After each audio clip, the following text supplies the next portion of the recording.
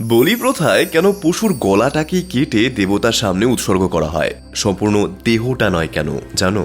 প্রাণীর মাথা হলো ইন্দ্রাসন, মস্তিষ্ক হলো ইন্দ্র অর্থাৎ ব্রেইন, যাকে আমরা মন বা মাইন্ড বলেও জানি। এই মস্তিষ্কেই বারে বারে হানা দেয় আসুরিক প্রবৃত্তি, স্বর্গের রাজা হবে বলে।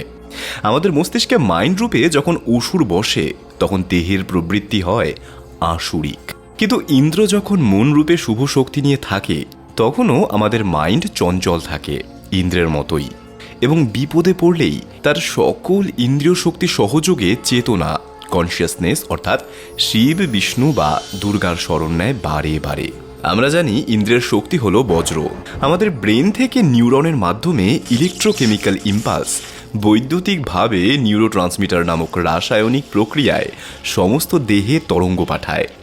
আঙুলে সামান্য আঘাত লাগলেও যেমন মাইন্ড সেটা টের পায়, চোখে সুন্দর ফুল দেখলেও মন তার দ্বারা প্রভাবিত হয়। এই বৈদ্যুতিক তরঙ্গের প্রভাবেই সমস্ত দেবতারা অর্থাৎ আমাদের শরীরের বিভিন্ন ইন্দ্রিয় শক্তিগুলো মাইন্ড অর্থাৎ ইন্দ্রের দ্বারা কন্ট্রোলড হয়।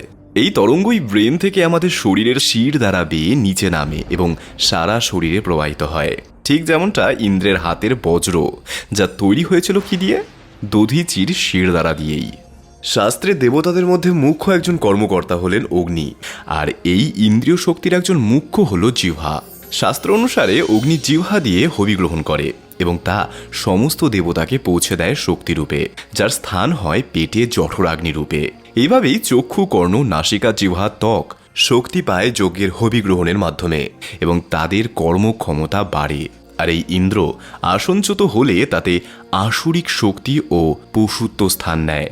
মাইন্ড কুকর্মে দেহকে লিপ্ত করে জোরপূর্বক, এবং এই কারণেই শ্রী শ্রী চণ্ডীর মধুকৈটব বধে 2 দানবের মস্তক ছিন্ন হয়েছিল। মহিষাসুরকে বধ করার পর দুর্গা দেবীও তার মস্তক ছিন্ন করেন।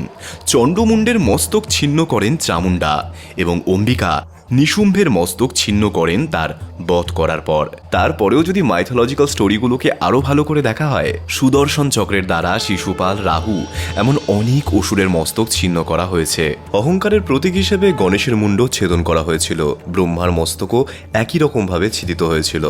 অর্থাৎ দূষিত মস্তিষ্কযুক্ত পশু পাশে আবদ্ধ জীবের উদ্ধার হেতু দেবীর উদ্দেশ্যে মস্তকের বলি উৎসর্গ করা হয়। সুতরাং অহংকারপূর্ণ এবং ময়মণ্ডিত মস্তকই দেবোদ্দেশে বলির ক্ষেত্রে প্রযোজ্য। শাস্ত্র অনুসারে বলিহীন পুজো দেবী গ্রহণ করেন না। এবার এই বলি কিসের এবং কেন? চালকুমড়ার মস্তক না কোনো প্রাণী বা মানুষ বা আখের মস্তক, সেটা তোমাকে বুঝে নিতে হবে।